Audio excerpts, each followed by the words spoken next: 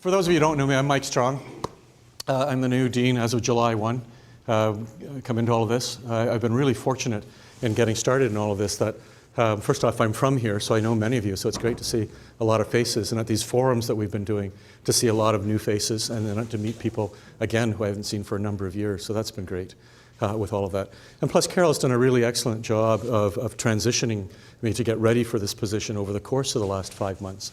And what we'll see today and what I want to walk you through is a bit of a vision as to where we're going to move forward with the faculty and how we're going to do that. I've been giving this, I guess this is my 5th one. I have one more to do tomorrow at St. Joe. So I've done this at Windsor as well as all of the major hospitals across the city. And the idea being to try and get our message out there and show where there are these opportunities to move forward, where we can collaborate, try and get the vision out as to what we want to try and look like, not in a year or two, but 10 to 15 years from now. Which is, as you'll see, where we really need to be heading with all of that. Let's just spend a few minutes going through some background material, but there are, I suppose you can take the person out of the lab, but you can't take the lab out of the person. So there are some objectives. And there are 3 things that I really want to try and achieve in the next 25 minutes of a presentation, and then whatever is needed thereafter for question and answer. And that is, I really actually do want to spend a few minutes just going over a bit of a framework as to why do we need to look at things differently? Why do we need to look at a slightly different structure and address what we're doing right now in the larger picture of what we are as a school? I want to define for you some short, mid, and long-term objectives, and including some key deliverables. And I'll be showing you some material that is actually a snippet of a much larger game plan that we have for the next 12 to 18 months. And what we want to achieve there. But what I want you to do is to keep always thinking of it in the context of what are we going to look like 10 years and 15 years down the road from now. Because as you'll see as we go through this, we have a actually very unique opportunity in the school to make some changes that are going to be for the better from a healthcare. And then actually try and look at our next steps in all of that. So I think the thing that's been the biggest surprise, not only to me, but I'm discovering to everybody else, is to understand just how big we actually are. This is not something as a chair of a department that I ever saw, nor as a member of this faculty for the last 20 years that I ever saw. It's just actually how large this organization is. And so if we just look at, on the basis of the number of students that we have a little over 2,800 students and trainees that we look after as a faculty. It's the largest on campus with that. So that's a considerable responsibility that goes with that. And although we tend to think of our medical and dental students primarily in this, actually they are not the majority. We have residents and fellows. We have the MSc program, which has just taken a little bit of a leap, and we'll be seeing that hit us in about 2 years' time for that. We have a number of internationally trained students through dentistry and our IMGs on the medical side. So a very large educational operation. That is supported by over 1,800 full-time and part-time faculty. Okay, so this is just professoriate that we're talking about. So, and when we look at our clinician side of the equation, we've got about 660 and some change of clinicians who are full-time, but we also have almost exactly the same number of individuals in our communities who are contributing towards our educational mission. And these are our preceptors. So as we send our medical students out into the community, there are individuals who are associated with our medical school who are delivering our curriculum there. And those individuals are working as adjunct professors. So we need to keep in mind that there are as many of us here doing that as there are out in our communities. And then as we layer onto that, something that has not escaped me, and a number of you have spoken about, is that when we talk about that 2,300 slice of students, we have also a very dedicated group of teachers and professoriate who are providing the teaching. And as we move forward and talk about being, a research-intensive faculty, what does that mean with our ability to resource that, right? And that's a key question that we're going to have to grapple with over the next little while. How do we get a proper balance in place to respect that and actually come forward with the growth that we need to be doing in the near future for that? That is supported by another 1,500 staff. Okay, so these are the people who actually keep us with our heads above water, right, and make sure that we have an organization that runs. So at the end of the day, 2,800 students by a little over 3,300 staff providing support to this. That is not a small organization. Okay, when you look at it from a fiscal point of view, right, and how we're geographically located, even within London, we provide an educational mandate across 8 different sites, right? Through our training programs, throughout our campus, but then we have over 40 community programs that we work with, and that includes our Windsor okay, campus with all of that. We have an operating budget that's somewhere between 120 and 130 million dollars. Before you start to think, is he that sloppy with math that $10 million doesn't mean all that much? No, I mean, we're in the middle of a budget cycle. We're in the middle of talking about how that's going to change. The reason I put that up is that this is what Carol started with, okay? An operating budget of somewhere around $40 million. This is what I've inherited, all right? Threefold increase in the operating budget of us as a school, right? If I then add into that in-year expenditures for research of Schulich associated faculty, it's $130 million. If I took that to our research period, it'd be closer to 250, all right, on that front. And this concept of a Schulich associated researcher is something that you're going to hear a lot from me over the course of the next while, and that is we have Schulich Research and Education. When we think about what we're doing as a health sector doing research, we need to be thinking about it in the context of what we do across the spectrum. Right? We have all sorts of people that we work with, many of whom are affiliated with us directly. So while the 120 may not come purely from Schulich researchers in the sense of people who you could turn and say this is on our campus, it is part of our larger picture, and we need to be thinking in that context. If you put that all together, right, we are at minimum looking at a $250 million operation, 3,300 employees. Can anybody else name anything similar to that in a corporation in this city? That would be 3M, all right? So we need to look at our structures. When Carol came on board in 2000, she looked carefully at what we were doing at a $40 million operation. And then what we've done is we've grown pieces of it. We've added on as we've needed to. We need to ask the question, at this point in time, are we doing it right? Right? Do we have the right resource allocations? Do we have the right people doing the right jobs? Do we have things that are under-resourced? Okay? And I know a lot of people have concerns because I'm a researcher, right? I was brought on board, what do I know about education, right? We have an office of over 80 people doing education. We have 3 people who are supporting our research side of the house. The math's pretty easy for me, but the immediate logical answer out there is, well, we're going to take a whole bunch of people from the 90 side and move them over to the 3 side. Not at all, right? 90 may not be right, right? It may not be enough. I can tell you 3 isn't, all right? So we need to be addressing that and trying to fix that. And I'm going to come back to how we're going to tackle that. So what are we going to do? So with that little bit of a framework, right? Because we have a fair bit that we need to try and develop there. So what really is our vision? What are we going to do in the 100 days, the 18 months, and over the 5 to 10 years time? And the reason why we're going to keep coming back to that 5 to 10 year time period is that we're starting to see next year the first of the baby boomers hit 65, right? By the time we get out and our graduates are practicing, or we're the ones that are retiring, right? When we're looking at 2015, 2020, 2025, we are smack dab in the middle of that peak demographics for the aged population, and actually we're going to be the healthy aged. So how do we deal with that? How do we make sure our students are positioned for that? And how, as a school, are we positioned? And we'll come back to that. I am going to put up a destination, okay, where I want us to go. And those of you who've worked with me over the years, I'm a firm believer in straw dogs. Put up something, hammer away at it until you get it right, right? And then that becomes what you're going to do. But somebody has to put the straw dog up. So that's what they pay me the big bucks for, so I'm going to do it, right? This is what I want.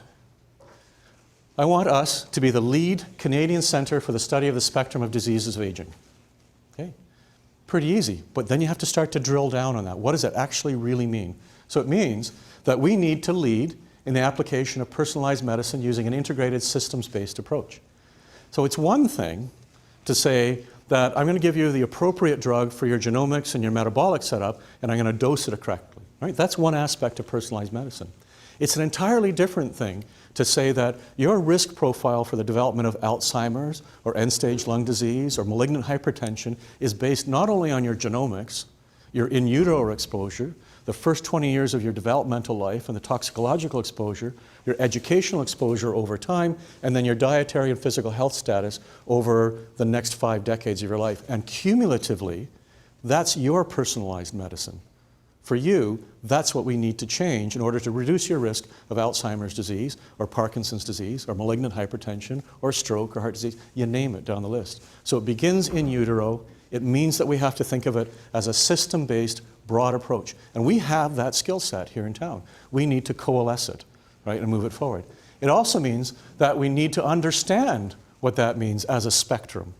Okay? And many of us use this. I mean, we talk about it, but what does it really mean to understand that an in utero exposure to alcohol or to fetal growth actually has something to do with your cognitive abilities 20 years down the road, and that actually might be the predictor for whether you're going to get a cognitive impairment later on in life. How do we track that? How do we modify that? What's the biology? We will have to lead in population health. Does that mean we're going to do everything? No, we can't, and we shouldn't do everything. But it does mean that we're going to develop an MPH program, Masters of Public Health, and we're going to start to develop towards understanding what that means when we're evaluating large populations for it. Okay? And again, I'll come to that in a minute for it. And finally, we need to train our students to really think about this concept of cumulative impact. Okay? And we all teach the students, and they're bright. I mean, these are incredibly bright kids, right? And they're being given packages of material that they have to understand and bring together. I want to layer onto that nothing new in the way of educational experience, but always getting them to think in the context of what does it mean in the big picture? As you put it all together, what does it add up to? And that's a little bit of a change. So when I say we want to lead in that area, I actually firmly believe that we can do it. There's nothing new on here. It's just coalescing it. That's going to require a fair bit of activity, certainly over the first 6 months. And we're going to drill down a little bit on this. This is just a small fraction of a much larger Gantt sheet that we've been working at. Now, what's really interesting is that when I went through the application process to come here, and to stay here, we had gotten to the point where there were only 8 of us left standing and then just the 3 of us. And it was made very clear to me as the remaining internal candidate that I knew the system, that I needed to project exactly what I was going to do for the first 12 to 18 months. And I did that. What's been really pleasing is that it's had little in the way of modifications since that time. Now, that doesn't mean I don't change things, but what it means is that most of what I thought I knew and have been able to modify and look at in the last several months, there aren't a lot of surprises. Right? The things that any of us would sit around a table and say, this is what we need to do a little differently as a medical school, are pretty common sense and straightforward things. No surprises there. We do need to look at a reorganization of how we do our research and our administrative component, and I'll come back to that in a second for that. We are going to go through a strategic planning process, right? And at the very last couple of slides, I'll introduce to you what I want to see us and how we're going to do that. But there's going to be massive opportunities at multiple levels in that to participate and really work on an iterative process with that. We have a lot of new facilities coming on board. I think before I even started, it was the first question I got. How are you going to reallocate facilities and space? Who's going to go where? We've got commitments to do this. The reality is, we've taken a 100-day moratorium to stand back and think about that. There are some critical things we need to do, and we will do it. Right? We need to move forward on those. We just can't, kind of fiddle around while Rome burns. But the reality is that we have an opportunity by 2013 to 2014 to be looking at significant new space and planning for new space development. I would like to see that absolutely tied to our strategic planning process. All right. So you'll see, one of my tasks is to work with our fundraisers and to raise funds for the addition to the Schulich School. Right? We have a considerable amount of building that needs to be done there. Great, love to do it, happy to do it. But if I'm going to be working to raise $130 million or so with our fundraising people to build a new building, I'm actually not all that interested in just putting up another structure that houses us in the same configuration we've been at all along. And to tackle something head on, every time I say that, I think everybody understands it, and then I heard yesterday, well, the interpretation of that is we won't have departments anymore. No, we'll still have all of our departments, but I want to see us thinking about programs. And what can we do that integrates across the breadth of what we do? And so if I walk onto a new floor, and I'll use neuroscience as an example, and this is one of the things I'll never apologize for. I'm a neuroscientist, right? So I understand the issues there. I'd love to walk onto a neuroscience floor at Western, and the first person I meet is an anthropologist, and maybe a geologist after that, and then a population health expert. And then I run into the biologists, and I run into the molecular people, our imager and our clinical trials folks. So we're thinking about communities of researchers that are focusing on this spectrum of disease, asking the questions about cumulative insults, and then putting them forward into understanding how we actually impact. I'd love to see entities like that. Does that mean that your primary appointment will be back to your basic department? Absolutely, it's still going to be, right? That lineage, but we need to think a little out of the box. We have a number of new programs, right? Our undergraduate BMSc, we're working with, Doug is working on that right now to understand the implications of the significant increases that we've seen in those numbers. Engineering is very keen to start developing undergraduate programs with us as joint degrees. Wonderful. Let's work with the group. Let's find out what it actually means and what we can bring to the table. That's just one example of many that have come forward, but it's one that's closest to the tar face or the coal face that we can actually move forward on. A Masters of Public Health program. This is a commitment that I made to the president of the university, that I would do this. It was married to the fact that I want to bring on board a Masters in Clinical Science program with that at the same time, so we're going to stagger those. And Jack Ben and Bertha Garcia have been working hard on this, and you will hear lots more about that because we're going to be moving out and quickly asking a lot more from our community about what we can do with that program and how we should focus. So it won't be a top-down, this will be, we need to move into there. But I got to tell you, does anybody know how many fellows that we have at any given time coming through? So fellows are people who are essentially postdocs. They've had their MD training. They've done 5 years or so as training as an anesthesiologist or as a neurologist, and then come for additional training, 2 to 3 years. It's about 180. How many of those does the university count? 0. They're not registered here as students.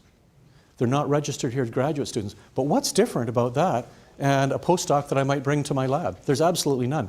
But the difference is that when I went away and did my postdoctoral training, when somebody says, well, where did you do your postdoc, Mike? I did it at the NIH. Okay? That means something. I mean, every one of you did it at the NIH. Right? Nobody says, well, well, I did it with Ralph Garudo and Carlton Gadjusek. Right? Great, means something. You ask somebody who's done a postdoc here or a fellowship here, where did you do it? Well, I did it in Mike Strong's lab. Right? Or I did it with David Chang, or I didn't do it at Western. That's not the first thing that rolls off their minds, right? So let's give them that opportunity. Let's give them an opportunity to enroll in some advanced degrees while they're here, okay? And bring that. Now they get not only counted, but now we have individuals who are looking at Western and Schulich as being where they got their educational experience, and they happen to do it with Mike Strong.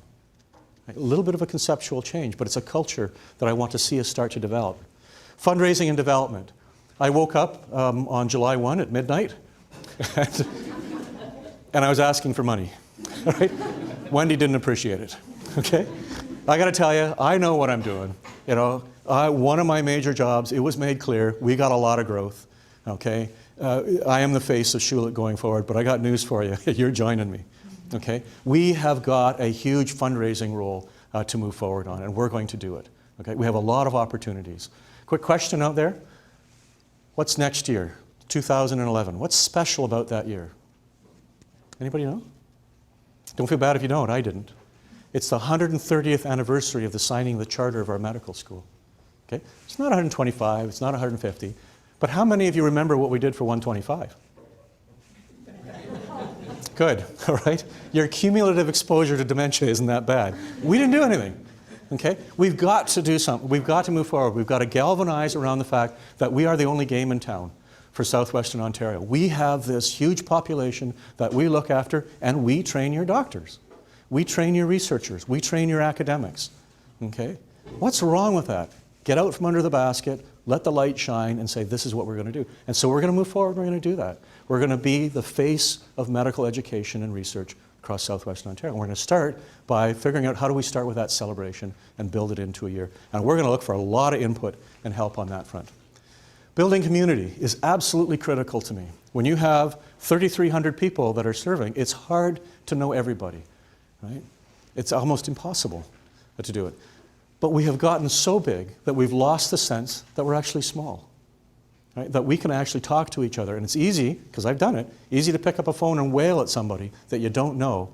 It's impossible to do it to somebody you really know, unless they've really ticked you off, right? So we need to build that community again. And we're going to look at venues. We're going to look at avenues to do that, where we can get us together on social occasions, informal. We're going to have lots of these types of sessions. Now, this is the only one where we'll have a didactic kind of presentation and questions. Most of them will be really short. Here's what we're doing. Here's where we're at. Here's our scorecard. This is where we've gotten to. Do you want to ask me why we didn't get further than that? Full game, right? So these will continue on, and you'll have an opportunity to have these kinds of discussions routinely. So let's drill down a little bit on this. So in terms of looking at the office and infrastructure, many of you who've worked within the Schulich have either participated or know we've had a Dean's Advisory Council and a Tactical Planning Council, so TPC and DAC to which many of us would have sat for several years, they're gone. Okay, we are not going to have those councils anymore. I am going to bring back DAC. Sounds like a song, but I'm going to bring back DAC as a very discrete entity. And that will be a group of individuals that I will select from local as well as national and international, okay, who will come once or twice a year to sit down with us as an executive group and say, this is where your school is positioning itself relative to the larger geographic and environmental scan. This is what you need to change. This is where you're not moving forward, or this is what you're doing well. I don't need us to do that. We need to be working on it, but I need a true advisory council that I can rely on to tell me where we are as a national entity. Okay, so that will be that. But we are going to move to an executive council that does include representation from across the spectrum. So this group of individuals, okay, so there are 10, will be sitting on a regular basis and will be the group that is responsible for all aspects of what we do as a school. Is going to be looking at everything from our finances to finance allocation, to fundraising strategies, to operationalizing, to our education programs are going. This is the group that is going to sit behind closed doors, answer all that, and then be able to come forward and defend it to us. And it's going to have several aspects of it. There will be myself. There will be our Chief Operating Officer, Dwayne Martins, if you haven't met him. Dwayne's just joined us a month a bit ago. Our Vice Dean of Education. We will be moving to a Vice Dean of Research, and I'll talk a little bit about that in a moment for that. We're going to create a new position for Vice Dean Hospital, Interfaculty, and Innovation for that. So this is, if you're Nigel Patterson, you'd say this is a glorified Nigel for it, but this is actually bringing forward an individual who will be appointed not only at our executive level and sit at the decision-making level, but will be moved forward and sitting at the senior leadership of all of our hospitals as well as our Windsor hospitals. And we are getting phenomenal buy-in to that from the hospital sector every time we bring it forward. And so the idea will be that we have an individual now sitting at the decision-making process of our affiliate groups who is actually sitting at our table as well, so that we're constantly informing our decisions with the hospital and vice versa for it. It won't be left to sort of a passive arrangement. So that we're getting a lot of enthusiasm for. The scientific director of the Robarts will be sitting at that table as well, our associate dean from Windsor, and then we will have a representative. At the moment, it's the chairs from the basic and clinical chairs will be sitting there. I'll be turning back to those two organizations and saying, you tell me what's the optimum representation for that. I want minimum of 2 years, so we have consistency of ideas coming forward with that. And then this group will be able to defend everything that we do coming forward. All right? It's not that I'm not prepared to make decisions at the end of the day, but for an organization of this size, I want to be absolutely certain that every aspect of the organization, if we make a decision that causes an impact on the finances of another area within the organization, that everybody's had an opportunity to discuss that and we understand it. We may not all agree with it, but when we leave that room, that's what we're doing, and here's why we've done it. Okay, so it's a little bit of a different thread on that. The research infrastructure. Actually, I should just make a quick point here for the administrative officers in the group. That entire process, that executive, is paralleled by a second committee that Dwayne will be chairing of the senior administrative individuals from each of those areas. So that's the operations group. So they're the ones who are going to constantly inform us that give your head a shake, you can't do this, you don't have the resources, or here's why you can't do it, or here's an approach to getting it done. Okay, so that will be there. But our administrative officer side of the equation there, we are creating a council, very much like the clinical chairs and the basic sciences, that will be chaired by the administrative officers, that will allow for a lot of the flow-through information to go where it belongs, to the AOs moving it down. So how many of you have been on ECSC for the last decade? Once or twice? Right. How many of you got other work done at the same time? Okay. The problem is that there's a lot of information that we need to know. The venue to do it is not when you have high-priced help sitting in the room where we should be discussing strategy and how we're moving forward on things. We need to have the people who actually know how to implement that, getting it, and getting it firsthand. So we need the AO council on that. We need us to be looking at where are we going as a school? What are we implementing? You know, talking about big-ticket items like what are we doing on a global front? And why are we doing it? So we'll be tackling that there. The research infrastructure, where Victor Hahn and I are going to co-chair a committee starting in August and working its way into the fall that will address the issue of what is the infrastructure that we have got for supporting research. Okay? I mean, we are a research-intensive organization. We need to be addressing that. When Edmonton has 15 people in the Faculty of Medicine's office solely focused on research, everything from grant writers to organization individuals to leadership, so basically a Dan Cyanide, Derek Newton, and some writers underneath all of that. And the reason they did that was because Calgary has 20 to 25 at any given time doing that. And the reason they did that is UBC has over 30 people doing that. And here we are in London going, oh, we got 3. Okay? I don't want to be pejorative about it, but if we're going to be in the game, get in it. Right? We need to provide that infrastructure and support to doing that. Do I know what it's going to look like a priori? Yeah, I have a pretty good idea. Am I putting it on the table? No. Okay? I'd like to see us get to it by bringing a group of senior researchers who understand this game together, say, how would you fix it? What would you do differently? How would you empower that group to move our research organization forward? And then let's do that. I know what the price tag is going to be. I've already blanched Cindy Servos on a couple of occasions by saying, 3 years, this is what I want us expending on it. Tell me why we can't. Okay, so we will do that. We'll put our money behind it and create that sort of an infrastructure for it. We have the new graduate and undergraduate programs. We have a lot of opportunity to work across campus, and I can tell you, President Shackman is pretty clear on that. Right? Big campus, a lot of great strengths. Show us how you integrate it. Okay, bring Schulich further out into that community and partner. We'll do it. It's actually an amazing group of people.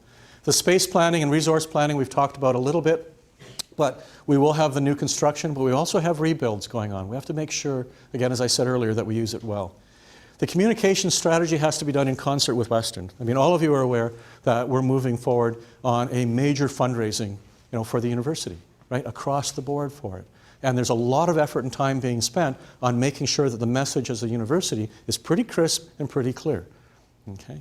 We need to ensure that anything we're doing as a strategic plan and moving forward on is done in concert with that, and that we understand each other's mission and goals and what we're trying to attain for that. That's going to involve a lot of input from all of you with that. We're going to develop new leadership roles, review the terms of reference for others, and we're doing that as we speak. The Dean's Advisory Committee I talked about. Windsor London operations, there was a review of that, as many of you know, earlier part of this year, and it came up with some very solid recommendations as to what we need to do to improve communications on that. The day has passed when we can look at Windsor and say, well, we added on a medical facility and we do some education down there, and we really didn't have a good conversation about it because we moved very fast, and now we've got all these. You know what? That's life. That's what we've got. We now have Schulich in Windsor as well as here. It's one school, one program, 2 campuses. So we need to ensure that we are absolutely seamless in all of our communications and as we think forward with all that. And there are issues that are going to arise. There's constantly. You can't have something 180 kilometers away with its own culture and its own identity and not have clashes every now and then. But if you're communicating well and we understand what we're trying to achieve, it becomes a little easier to deal with those for it. And we talked about the new Vice Dean hospitals with that. On the infrastructure, this whole concept of Schulich Research.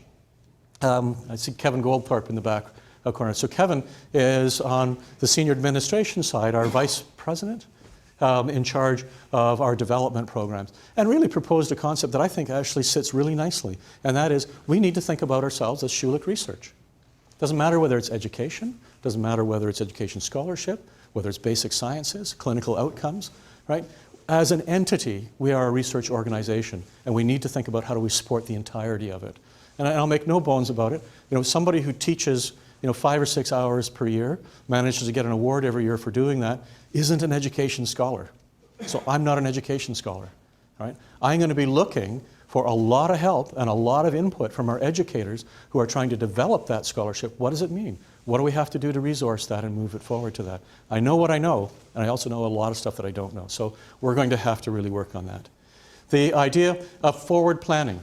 Can I tell you, one of my pet peeves in life is to sit down and start writing a CFI grant all over again when we just thought about it or we're working on it before. It should be sitting on the shelf.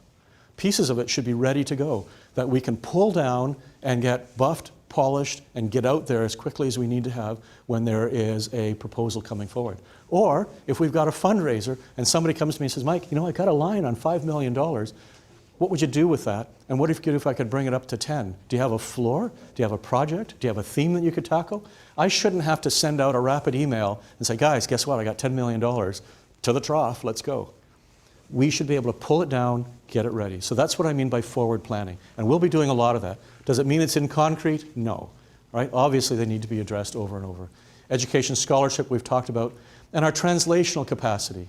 Those of us, who have done a lot of panel reviews and such, working on the CIHR side and been watching the website, as difficult as that may be sometimes, it's pretty clear where they're driving, right? And it's pretty clear that that's one of our difficult areas. We have pockets of excellence on translational work and development of social health policy. We are not viewed as a university that has that in its back pocket and can take it forward as a strength to nascent programs. So we have to understand, how do we move that forward? How do we strengthen it? Our MPH program will be one of the avenues on which we do that. Same concept with regards to programmatic and thematic approaches to things. As we move forward with all of this investment and such, think about what it means to go across that cumulative spectrum, right, of disease, and how would we approach that? I always put up a slide to talk about the Robarts Research Institute because it's critical to us. Okay? And I also get the question. So if those of you who don't know, as of June 1st, I became the interim scientific director of the Robarts. I'm being supported by a great group. So I have an internal, so Jane Rylett is helping on that front, and the external is Ravi Menon, and then we have an excellent executive group. We just simply need to get our ducks in the row on the Robarts side with regards to a lot of our administrative material, and then start to look forward as to how we develop beyond all of that.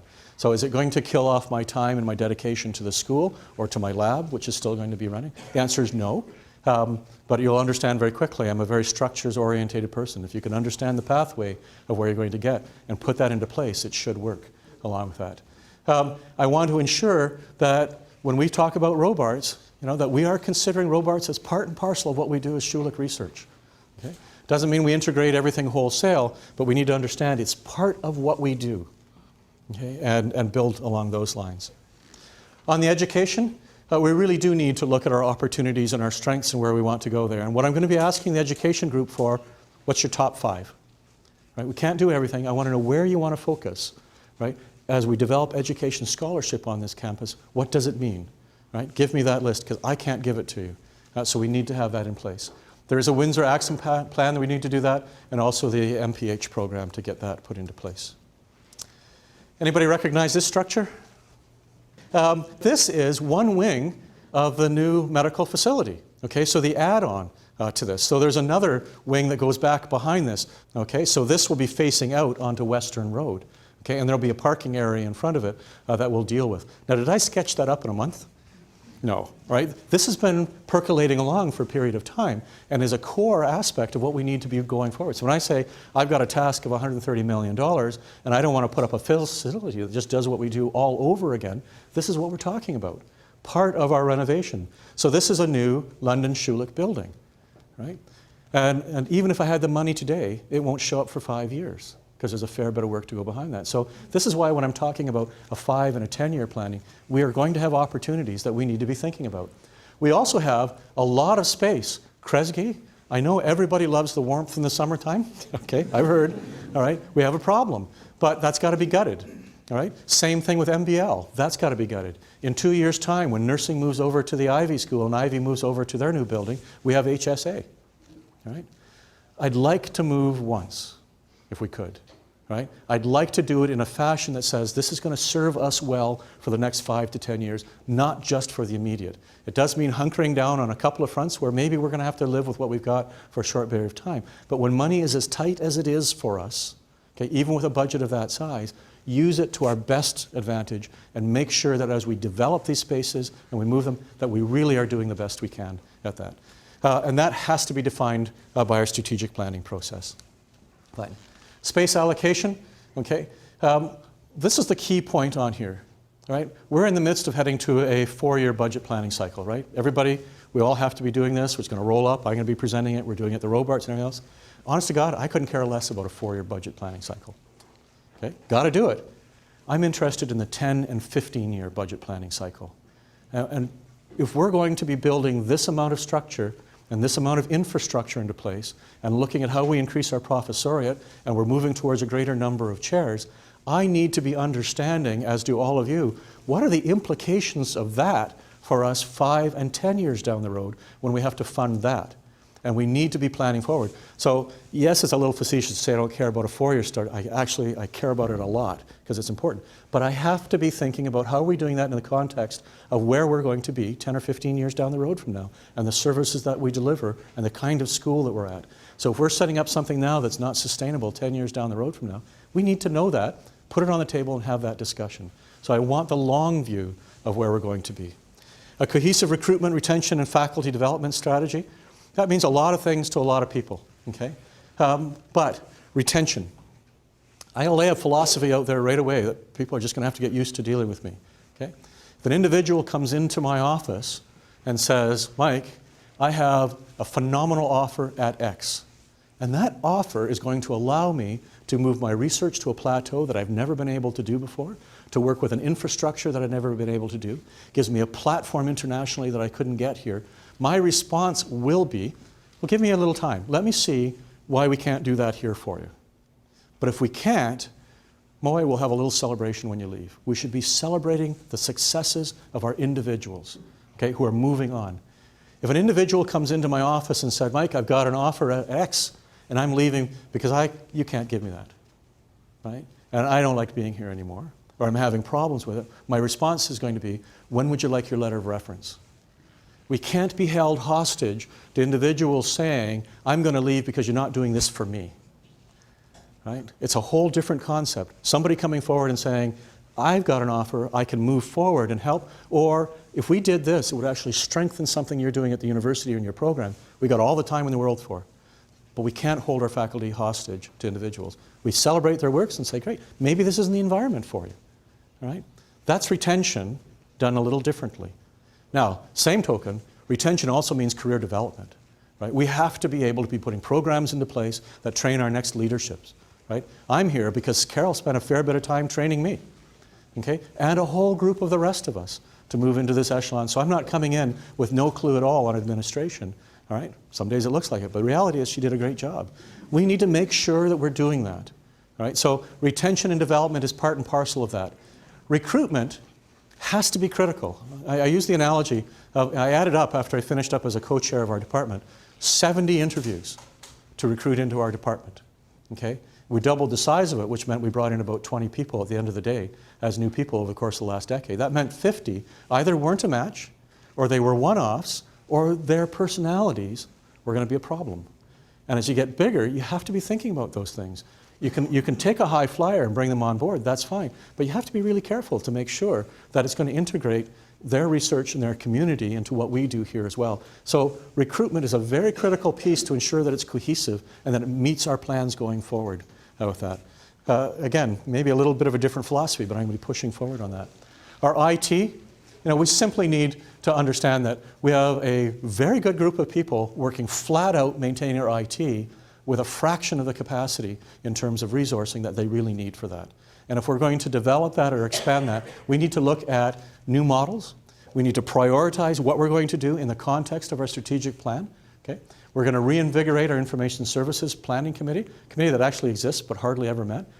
What are the big tickets? What do we really need to be doing here as a faculty, and where do we put our resources on that? And then we have to work with the hospitals to define a shared infrastructure. Okay? We need them as much as they need us. And the advantage that I've got is I'm on both sides of the camp. I'm still a clinician. I've been there. I understand the issues of teaching on service and what we don't have capacity for in large groups. I understand the difficulty with resources over here. How do we come to a common ground and start to fix that? So we have to do that.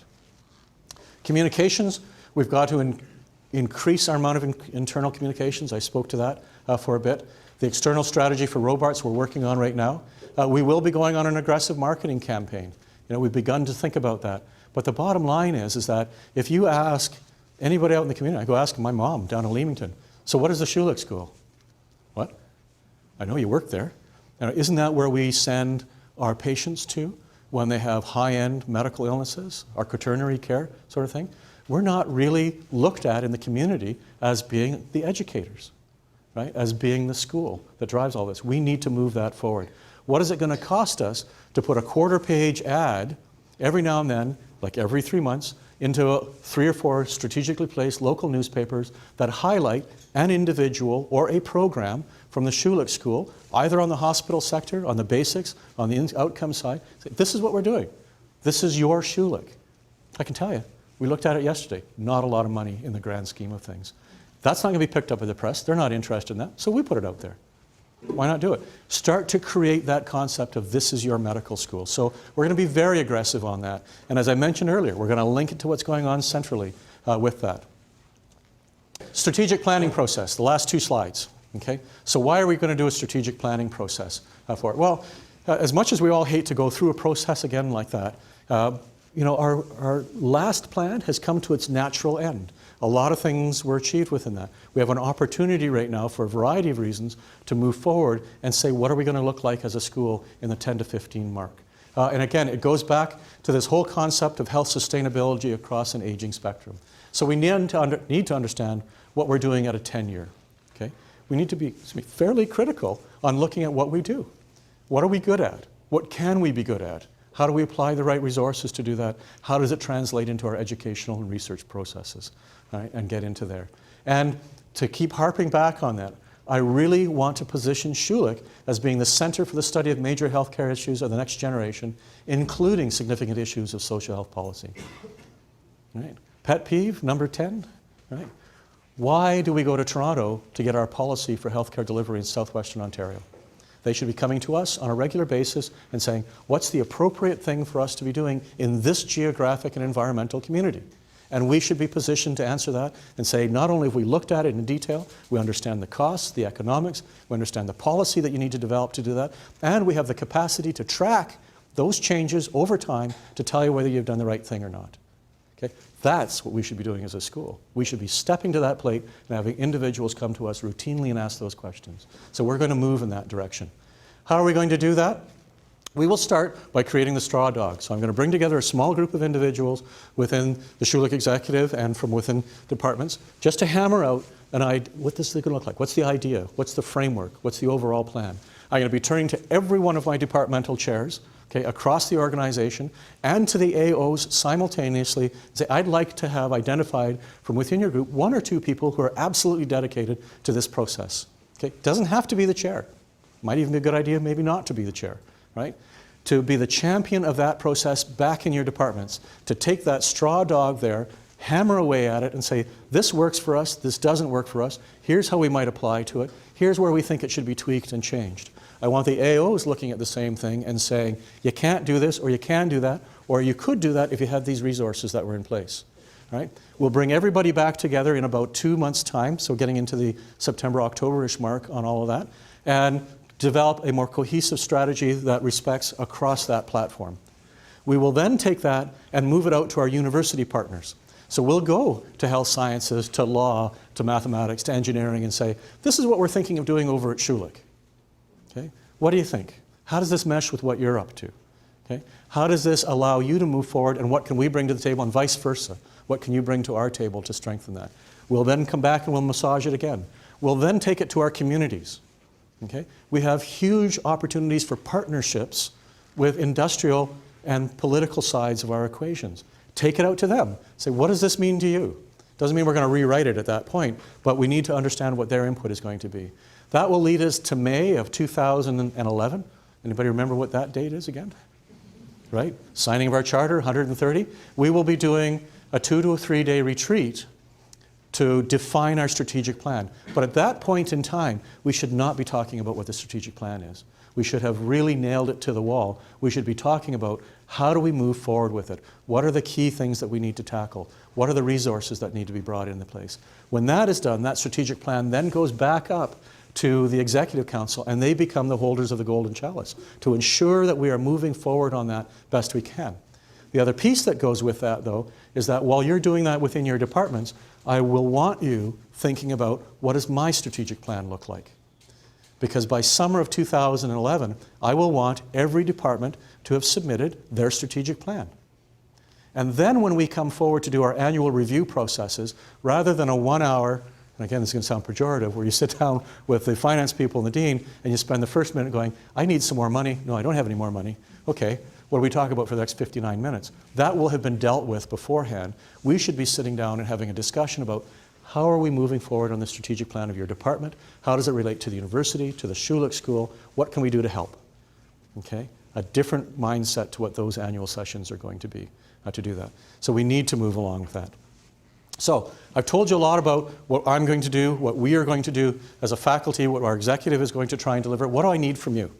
Okay, this is the last slide. Right. Well, I need your energy, your ideas, and your feedback. You know, that really sounds almost like a platitude. Okay, but it's true. The magnitude of what we need to achieve in the course of the next 5 to 10 years, and particularly as we unroll this, is going to require a lot of help. There's going to be a lot of opportunity to partake of this process, to give input, and to take ownership of it. I need your ideas and your feedback for that. And at every level of it. Again, those of you who've worked with me before will realize I kind of function on the Trudeau style of governance in the sense of get behind a room, hammer through the issues. That's where you need to have your cards on the table. When you reach a consensus, we move forward as a consensus. But at that point, I need people giving us frank feedback. Coming in and saying to me, that was a great idea, Mike. Why don't we just go ahead and do that? And walk 10 yards down the hall and go, man, he's just out of his mind. Doesn't help me. All right? Now, I don't want everybody coming in every day and saying I'm out of my mind, okay? But we need that kind of feedback. We need to know at this point, this is too critical a process for us as a school to do anything less than be frank and honest about what we're going to try and achieve for that. And will there be a little blood on the floor? Fair enough, there may be, right? But by the time we're done, we'll have something that we can take hold of and take ownership with. So I really need that honest, clear feedback. The final piece is that I said at the beginning of this is an opportunity unlike any that this school has ever had for it. And the reason why is severalfold. We've got a new president, right? President Chakma is here because of the opportunity to develop the business and the medical schools as absolute pinnacles internationally and to bring the entirety of the university to a new platform. Okay, with that. There's no doubt in my mind of the commitment on that front. I've seen it at multiple different levels over the last couple of months for it. It is a different day over there. We have 2 new provosts, okay? A new provost in Windsor, whose first question to us when we go down there is, how do we take Windsor and move it forward on your strategic plan platform so that we are an integral part of that? What can we bring to the table that we're good at, right? Not, geez, you're doing this in the absence of us. How can we help for that? Dr. Deacon, who's joining us as of August 1st as our new provost coming from Queens, phenomenal person. I've had a great chance to be speaking with her on occasions with regards to this, including sitting down and going to the strategic plan. She's here because of the opportunities to develop us as a university, and she understands that my appointment as a dean and all this signals that we want to be trying to move the entirety of the school into a very academic orientation. Not that it always wasn't there, but what's the next level to do that, and she's supportive of that. You obviously have a new dean. We'll have a new associate dean in Windsor, and probably, as important as anything else, 2 new CEOs, okay? So we've had 1 chief operating or executive officer for the hospitals, Cliff Nordell, right? We will be going to 2, one for LHSC and one for St. Joseph's Hospital. That has baggage, it has problems, it has issues that go along with it, no doubt about it, okay? But it is also an absolute opportunity for us to work with 2 brand new people who are being recruited in on the basis of trying to understand how do we take the hospital sector and bring them back to the fold of being an academic partner to us as a school. Absolutely unheard of. And yet, I sit on one of the selection committees, and I can tell you, that's the theme. That's what we're moving forward on with that. So you're never going to get this again, I think. Never say never, right? But right now, that's pretty unique. I can't think of any other time in the history of us as a school or university where all of that has happened simultaneously. So we need to grab that and run with it full tilt.